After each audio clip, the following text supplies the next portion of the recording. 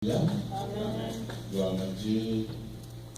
Nous disons merci au Seigneur pour ces jours qui nous donnent ensemble, cet après-midi. Nous sommes reconnaissants parce que l'être et le mouvement ne vient pas de l'homme, ne vient pas de nous-mêmes, ne vient pas de nos efforts, mais vient de l'Éternel. Amen. Et nous tenons également à témoigner notre gratitude, moi et ma femme, à l'endroit de pasteur, nous appelons papa, pasteur Amos et ses coins, pour son amour, son hospitalité, et pour avoir permis que nous soyons ceux qui vont devoir apporter la petite exhortation ce soir, avant que nous ne prions. Amen. Et nous vous saluons tous qui êtes venus ce soir dans cette réunion de prière. Je vous prie, s'il vous plaît, de prendre vos Bibles dans Exode chapitre 7. Exode chapitre 7, verset 1er au verset 12. J'ai dit la parole de Dieu. Il est dit, l'Éternel Dieu dit à Moïse, vois, je te fais Dieu pour Pharaon et Aaron ton frère sera ton prophète. Toi tu diras tout ce que je t'ordonnerai et Aaron ton frère parlera à Pharaon pour qu'il installe les enfants d'Israël hors de son pays. Et moi j'endurcirai le cœur de Pharaon et je multiplierai mes signes et mes miracles dans le pays d'Égypte. Pharaon ne vous écoutera point. Je mettrai ma main sur l'Égypte et je ferai sortir du pays d'Égypte mes armées, mon peuple, les enfants d'Israël, par des grands jugements. Les Égyptiens connaîtront que je suis l'Éternel lorsque j'étendrai ma main sur l'Égypte et je ferai sortir du milieu des enfants d'Israël. Moïse et Aaron firent ce que l'Éternel leur avait ordonné, ils firent ainsi. Moïse était âgé de 80 ans et Aaron de 83 ans lorsqu'ils parlèrent à Pharaon. L'Éternel dit à Moïse et à Aaron, si Pharaon vous parle et vous dit, faites un miracle, tu diras à Aaron, prends ta verge et jette-la devant Pharaon, elle deviendra un serpent. Moïse et Aaron allèrent auprès de Pharaon et ils firent ce que l'Éternel avait ordonné. Aaron jeta sa verge devant Pharaon et devant ses serviteurs et elle devint un serpent. Mais Pharaon appela des sages et des enchanteurs, des magiciens d'Égypte, et aussi en firent autant par leurs enchantements. Ils jetèrent tous leurs verges et elles devinrent des serpents. Et la verge d'Aaron engloutit leurs verges. Amen. Père, merci. Nous voulons nous recommander, Seigneur, nous venons pour toi et nous sommes là pour toi. Je te prie, ô Dieu, de passer par moi et libérer ta volonté par ce qui va devoir sortir de ma bouche. Je prie que le cœur d'une personne, que la vie d'une personne soit poussée, aille pour les exploits et accomplisse ta volonté. Esprit de Dieu, je me remets entre tes mains. Je prie que tu travailles. Au nom de Jésus. Amen. Amen. Nous avons lu ces passages, nous connaissons tous l'histoire de Moïse. Moïse qui était cet homme providentiel que Dieu a appelé, a préparé pour libérer un peuple.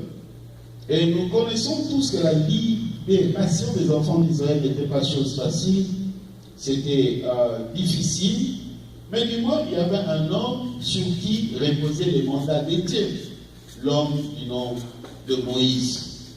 Et l'Égypte, quand vous regardez sa configuration, sa politique, et voire même la colère du Pharaon, les années que les enfants d'Israël ont passé là-bas, bien aimé, ce n'était pas facile parce qu'à l'époque, Pharaon et son Égypte, c'était comme les USA de ce temps ici.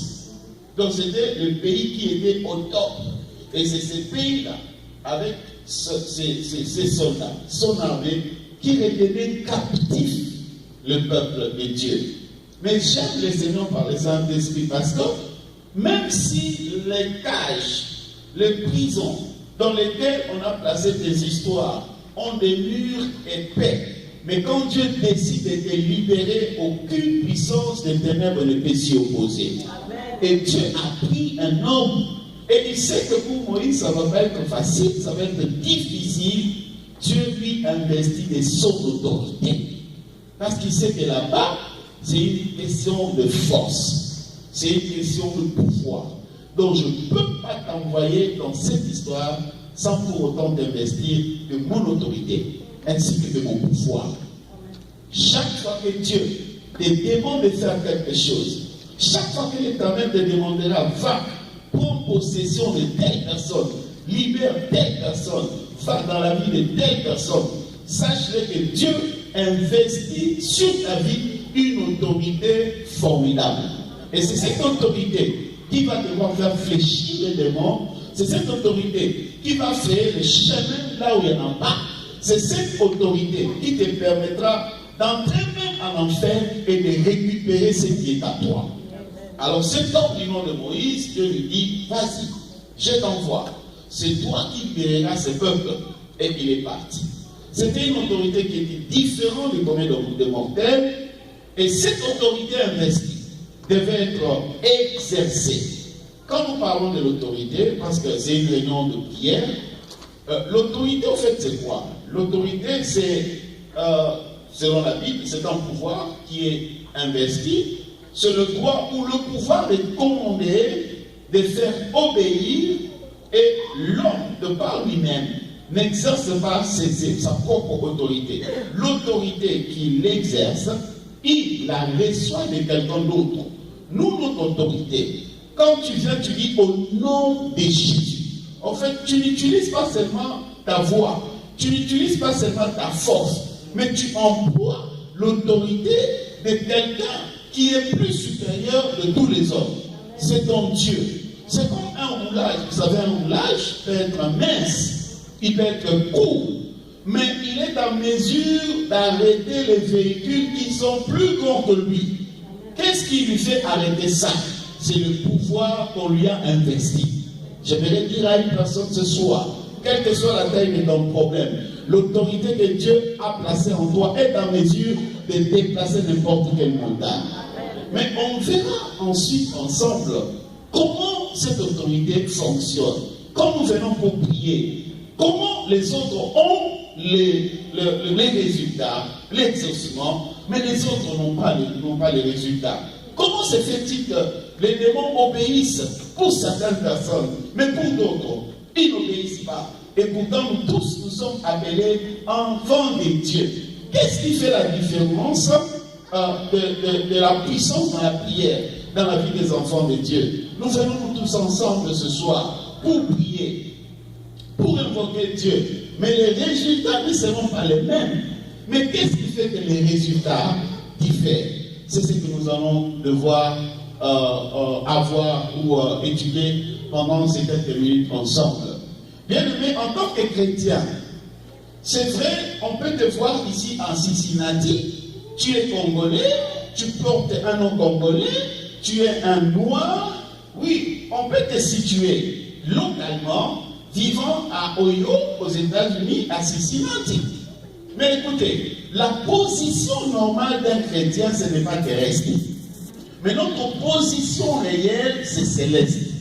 La Bible dit ceci. Dans Éphésiens, au chapitre 2, verset 6, il est dit ceci.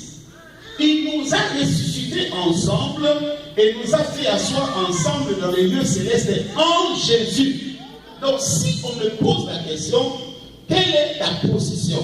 En fait, la vraie position d'un chrétien, c'est une position céleste. C'est vrai, sur la terre, nous sommes là, mais spirituellement, Dieu te voit en Jésus, assis où? Dans les lieux célestes en Jésus-Christ. Et là où Jésus est assis, tout est sous ses pieds. Donc quand tu te vois, ne te vois pas seulement petit, mais tu dois devoir te voir comme Dieu te voit. Dieu te voit où? Dieu te voit dans les hauteurs. Vous savez, David avec Goliath, quand vous regardez les scénarios, cette bataille et la taille des deux compétiteurs, David était disqualifié. il était court, il était petit, il n'avait pas d'expérience. Et l'autre était un géant, un guerrier. Il a eu tellement de trophées de victoire. Il en a. Mais David, aucun. Mais David n'a pas hésité, n'a pas eu peur. Pourquoi? Bien qu'il était petit, mais il ne se voyait pas petit selon les autres. Mais lui se voyait grand, assis là-bas en Dieu. Donc c'est pourquoi il pouvait affronter cet homme du nom de Goliath. Donc ta position réelle, c'est une position céleste. Ce n'est pas la position terrestre. Il y a des prières que nous faisons, des prières normales. La prière ordinaire, c'est quoi? La prière ordinaire, c'est de demander à Dieu, Dieu, fais telle chose pour moi. Là, je ne commande pas. Là, je demande à Dieu de le faire pour moi. Mais il y a aussi une autre position qu'on appelle la prière autoritaire. Quand on parle de la prière autoritaire, là, je ne demande pas à Dieu. Mais là, moi, j'utilise l'autorité que Dieu m'a donnée pour exécuter certaines choses dans sa volonté. Là, je me mets dans des auteurs. La Bible dit ceci. Je vous ai donné le pouvoir de faire quoi? De marcher sur les scorpions, sur les serpents et sur toute puissance de... Et rien ne vous... Ce que vous ordonnerez sur la terre sera... Voilà un peu. Donc là, j'utilise ce que Dieu me donne. Je me mets dans ma position céleste. Et là, je ne demande pas. Parce que celui qui est dans la hauteur, il ne demande pas, mais il fait quoi? Il commande. Et ce soir, nous allons commander. Ce soir, nous allons commander. Et tu seras très étonné de voir comment certaines choses t'obéissent. Une personne qui ne comprend pas sa position et son identité, il sera sapé, il sera trompé par le diable. Le diable pourra lui amener tant de choses. Mais quand tu comprends qui tu es, le diable aura du mal avec ta vie. Alléluia. Voilà. Le chrétien a spirituellement une position particulière. Le chrétien est celui qui est assis dans les lieux célestes. Je ne suis pas assis dans ma famille. Je ne suis pas assis dans ma maison. Je peux être assis dans ma maison, mais spirituellement, je me vois assis en Jésus. Et où se trouve Jésus? Jésus se trouve au-dessus de quoi? De tout nom, de tout pouvoir. Et vous imaginez, tu te vois tel que Jésus te voit. Donc ta prière sera maintenant comment? De commander. Et tu commandes à partir d'en bas. Et le bas n'a pas de choix si ce n'est qu'exécuter ce que tu es en train de lui commander. Donc Jésus, lorsqu'il est venu, vous savez, quand nous parlons de l'autorité, Dieu, lorsqu'il a créé l'homme dans le jardin, il a donné à l'homme le pouvoir de dominer. Il dit, tu domineras. Ok? L'homme devait dominer. Mais ce pouvoir a été perdu suite au péché d'Adam et d'Ève. Donc, depuis que l'homme a péché, ce pouvoir a été pris, ce pouvoir a été volé par le diable. Mais quand Jésus vient à la croix, il meurt pour les hommes, pour réparer ce que l'homme avait détruit. Donc Jésus, quand il est mort, il a restitué à l'homme l'autorité que ce dernier avait perdue. En mourant pour les pécheurs, il a payé le prix du péché d'Adam qui a privé l'homme de son autorité. Donc toi maintenant tu as Jésus, donc l'autorité que l'autre avait perdue, Dieu te le restitue. Il te le donne et tu en as. Donc les chrétiens, nous ne sommes pas n'importe qui. Nous avons un pouvoir, nous avons de l'autorité. Même un enfant de 17 ans qui a reçu Jésus peut faire obéir les démons d'une personne de 50 ans. Alléluia. C'est que les psychologues, les psychanalystes, c'est que les scientifiques ne peuvent pas arrêter. La prière, le nom de Jésus peut l'arrêter. C'est l'autorité, le pouvoir que le Seigneur nous a donné. Une personne qui est devenue fou, on ne sait pas le contrôler, on peut l'amener dans vos grands hôpitaux ici. On paye des sommes assez considérables. On lui dit, on lui donne des produits, patati patata. Mais à un certain moment, on se rend compte que là, ce n'est pas la médecine. La médecine est limitée. Mais là où la médecine est limitée, l'autorité et la puissance de Dieu prolongent son espace. L'autorité et la puissance de Dieu est capable de donner des solutions là où il n'y en a pas. La prière change beaucoup de choses. Je crois à la prière. Alléluia. La prière a une puissance. La prière libère l'autorité. Quand tu pries, tu peux sembler croire comme si rien ne se passe. Tu es en train de gagner beaucoup de choses que les personnes qui restent à la maison qui vont croiser les bras. Pendant que tu pries, tes yeux n'arrivent pas à voir, mais il y a des choses qui sont en train de se produire dans les coulisses. Il y a des murs de l'ennemi qui sont en train de tomber. Il y a des portes qui sont en train de s'ouvrir pendant que tu es en train de prier. L'autorité. Comment avoir l'autorité? Comment l'exercer et comment l'augmenter? C'est une question de connaître que j'ai l'autorité, que je dois exercer l'autorité. Mais c'est une autre. De pouvoir augmenter cette autorité.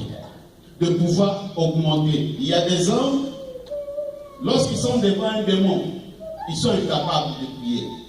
Ils prient, mais les démons restent têtus, les démons ne parlent pas.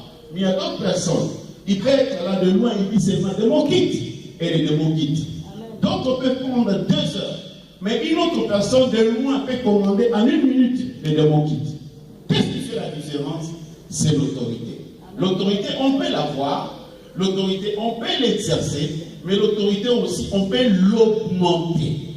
Je me rappelle un passage de la Bible où on dit de Jésus, il est entré dans le temple, il n'a même pas ouvert la bouche.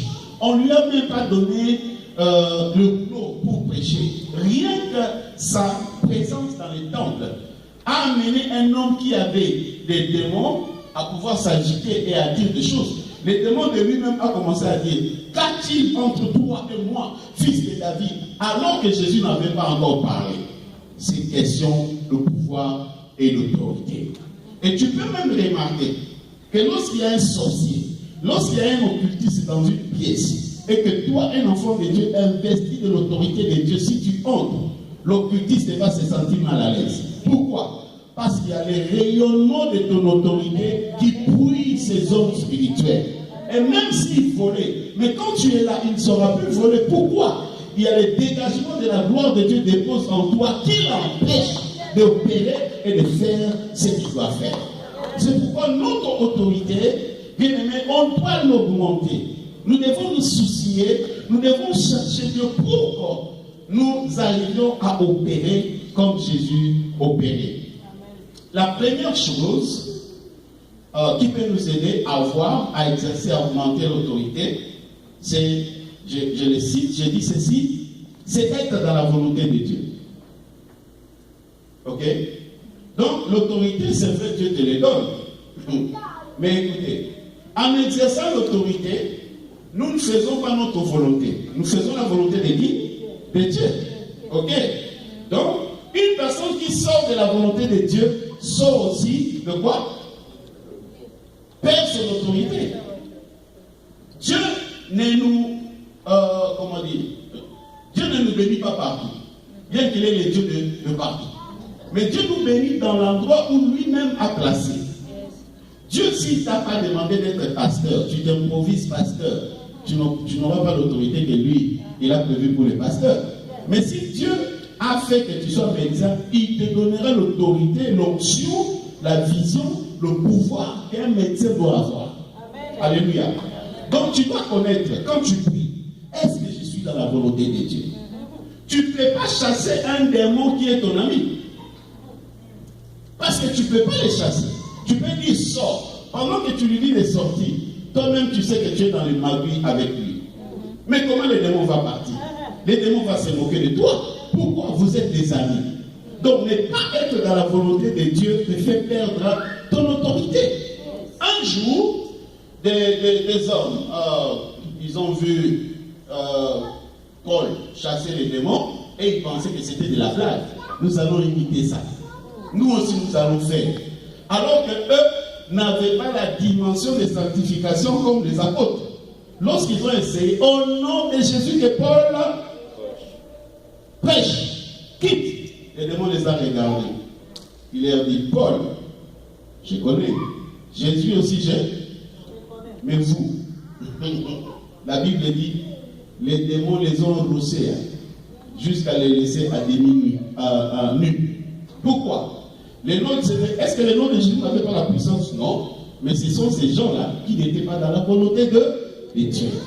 Donc si tu veux vraiment que l'autorité de Dieu soit manifestée dans ta vie, la première des choses à reconnaître, c'est la volonté de Dieu.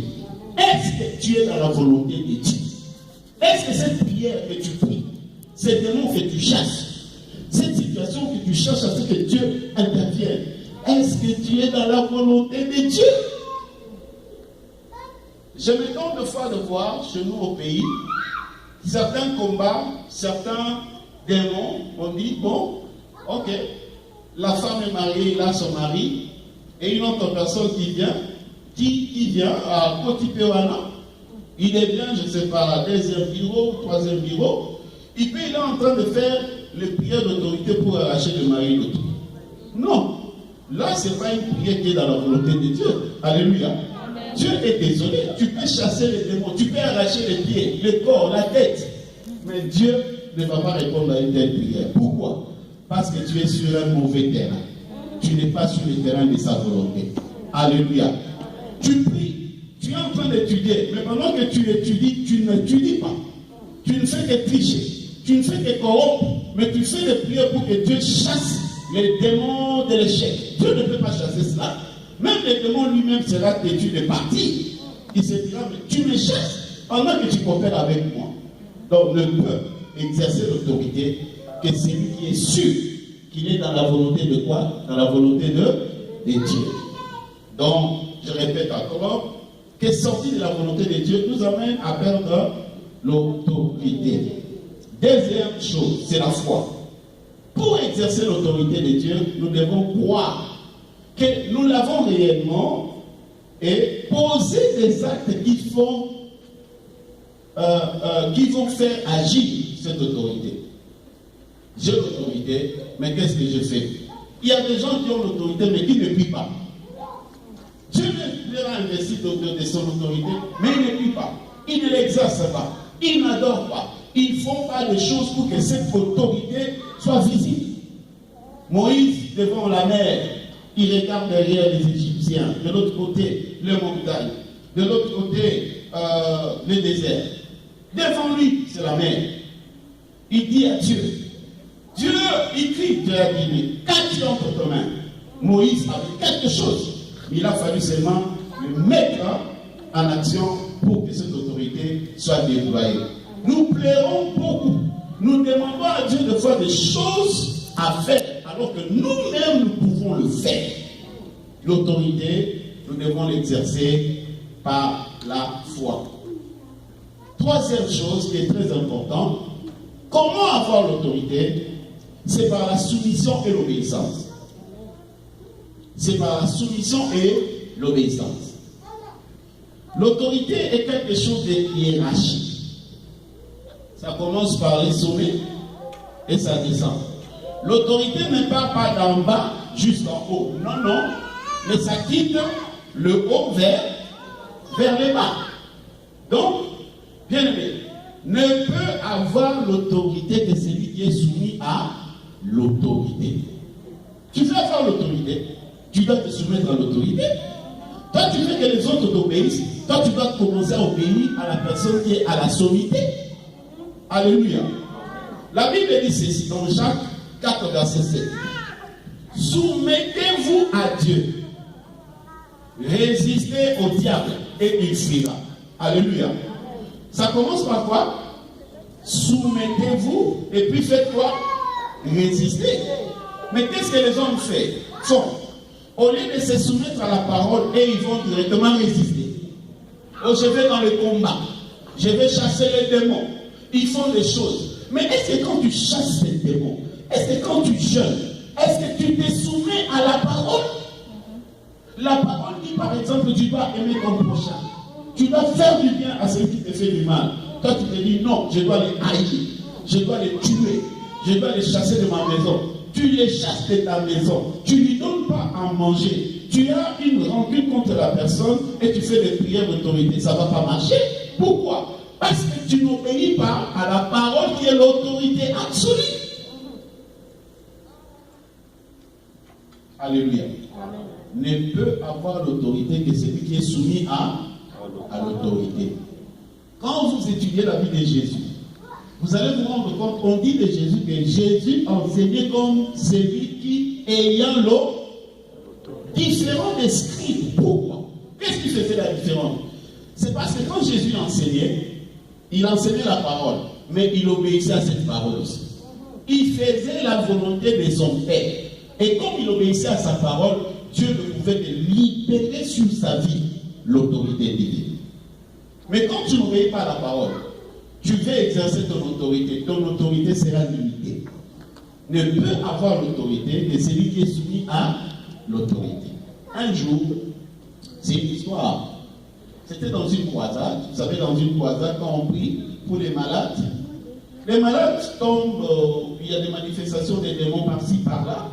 Et maintenant, il y avait une fille qui était tombée avec des manifestations de convulsions comme pas possible. Alors, les groupes des intercesseurs ont pris la personne et l'ont amenée aux chaudières pour prier, afin de prier pour elle. Et pendant qu'ils ont prié, ils priaient plutôt, ils ont essayé de chasser les démons. Au nom de Jésus. Makila, Moto. Les Congolais sont terribles dans ce genre de prière. Ils invoquent tout. Makila, Makonga, Mabanga. Ils ont tout. Au nom de Jésus, il y a mis Pico. Rien. Les démons ne partaient pas. Les pasteurs ont fini la croisade. Et puis, ils recevaient d'autres personnes. Et les frères intercesseurs qui chassaient les démons, ils ont vu un bishop. Vous savez, nous les pasteurs, de fois, nous avons des allures intimidateurs. Hein? Le pasteur est venu avec son costume pastoral, avec ses barbes pastorales, son ventre pastoral, et même sa voix pastorale. Il a dit aux intercesseurs, laissez-moi la jeune fille. Et puis il a aussi la voix. Non, il pensait que quand il ose la voix là, les démons ont peur. Non, les démons n'ont pas peur de voix. Alléluia. Et puis, les démons regardent. Attends, papa dans la vie. Et toi, n'ouvre pas la bouche. Toi, les samedis passés, à l'ère X, tu étais dans tel endroit, avec la sœur X, ouvre encore la bouche. Et je dis ce que tu as fait. Le bishop a été paralysé. Alléluia. Et notre frère est venu. Il a essayé de formuler. L'homme n'a essayé. Mais un frère qui n'avait pas un titre à l'église, un frère qui n'était même pas responsable, mais ses frères en coulisses, il obéit à Dieu. Il se soumet à la parole. Il s'est seulement approché, il regarde la fille a commencé à trembler. Il a dit au nom de Jésus, le démon est parti. Et la fille a été délivrée. Qu'est-ce qui a fait la différence? Ce n'est pas les titres, hein, mais c'est la soumission à la parole de Dieu. Donc cherche dans ta vie, mon frère, au-delà de tout. Vous savez, on aime trop de tralala, qu'on nous voit, que non, je suis fort. Mais est-ce que dans les secrets, est-ce que j'ai la vie de Dieu? Est-ce que j'obéis à la parole de Dieu? Soumettez-vous d'abord à Dieu, à la parole de Dieu, et après allez résister. N'allez pas combattre si préalablement tu sais que tu n'es pas soumis à Dieu. Les prières de combat deviennent efficaces lorsque les chrétiens obéissent d'abord à la parole de Dieu.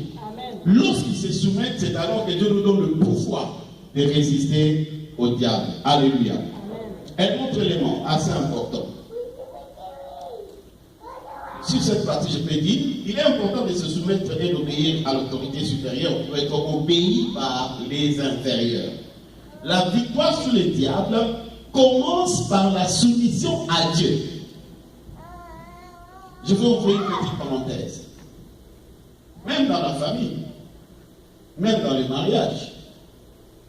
Oh, il y a des problèmes avec ma femme, il y a des problèmes avec mon épouse, patati patata. Mais est-ce que toi, est-ce que tu te comportes comme un Mungala, comme un Mungongo, ou comme les chrétiens de la Bible? Quand je me dis, je refuse d'être moi-même, je refuse d'exercer mon autorité de force sur ma femme, mais je vais faire ce que la Bible demande de faire. je vais me plier, il y aura la paix. Alléluia.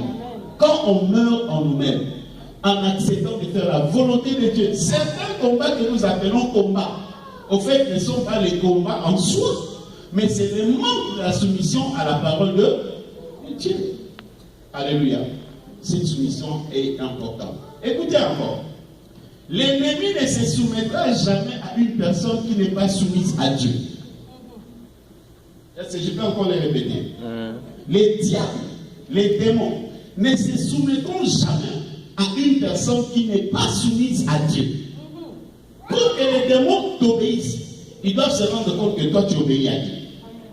Donc ne t'attends pas à ce que les démons t'obéissent quand nous prions.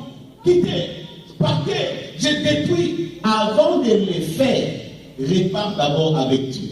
Alléluia. Sois conscient que toi, ta vie est soumise à la parole de Dieu. C'est alors que l'autorité de Dieu sera démontrée. Un autre point, c'est la sanctification continuelle. La vie de sanctification. La vie de sanctification libérera sur ta vie l'autorité de Dieu, la puissance de Dieu. Tu ne feras pas beaucoup d'efforts pour chasser les démons, pour prier pour une situation que le diable a adressée devant toi. Tu prieras avec ferveur et les choses vont s'opérer. Pourquoi? Parce que tu es en train de vivre une vie de sanctification. La sanctification est nécessaire pour conserver l'autorité que nous recevons de Dieu. Dieu peut te donner l'autorité aujourd'hui, mais tu peux la perdre. Nous allons en prière. Je vais en prière. Nous allons en retraite. Nous laissons beaucoup de choses, la télé, nous, les enfants, les insultes, les mauvaises concepts, on les met de côté. Pourquoi? On est dans la prière. Et quand on sort de la retraite, on sent que Dieu nous a remplis. Tu sors fort. Mais tu sais, tu peux venir d'une retraite remplie. Mais lorsque tu ne sais pas conserver ses pouvoirs, le diable peut te les voler. Alléluia. Nous avons des retraites en pré-retraite. C'est bon. Mais écoutez, Jésus, lui, il a prié, il a eu seulement une retraite de 40 jours une fois. Mais il a conservé cette onction. Est-ce que nous pouvons conserver les choses que Dieu nous donne? Est-ce que tu peux garder la puissance que Dieu dépose en toi? Au lieu d'aller, oui, nous devons continuer toujours. Mais Dieu aimerait que ce qui te donne comme pouvoir, que tu puisses te conserver. Et un moyen de pouvoir, un des moyens les plus efficaces de conserver le pouvoir, l'autorité que Dieu te donne, c'est par la prière, c'est par la lecture de la parole, mais aussi c'est par la sanctification. Alléluia. Parce que le diable a peur de ceux qui se sanctifient. Ceux qui ne se sanctifient pas, le diable n'a pas peur d'eux. Dieu a établi Jésus au-dessus de toute principauté, autorité et puissance. Il lui a donné le pouvoir au-dessus de tout nom. Jésus à la croix avait reconquis l'autorité de gouverner. Il a récupéré entre les mains du diable dans le séjour de mort et il a conféré aux hommes que nous sommes. Et après la résurrection, Jésus dit, tout pouvoir m'a été donné dans les cieux et sous la terre. Et il dit, voici, je vous ai donné le pouvoir de faire quoi? De marcher sur les serpents, sur les scorpions et sur tout. Quand on dit sur tout, tout à l'exception des liens. Alléluia. Sur toute puissance de l'ennemi et rien ne vous nuira. Alléluia. Je refuse de prier pour un démoniaque, je rentre dans ma maison, je deviens malade. Je refuse de prier, de chasser un démon de la mort. Quand je rentre à la maison, je suis poursuivi par l'esprit de mort, je deviens malade. Non, il a dit, vous marcherez sur les scorpions, sur les serpents et sur toute puissance de l'ennemi et rien ne vous nuira. Donc je dois prier, je dois exercer le pouvoir de Dieu et ne pas craindre les répercussions. Le diable peut venir, il peut venir avec ses machinations, avec un grand d'assaut, mais lorsque je sais que je suis dans la voie de Dieu et ces éléments que j'ai balancés, tu les pratiques, la Bible dit, rien ne te nuira. Le pouvoir nous a été transféré.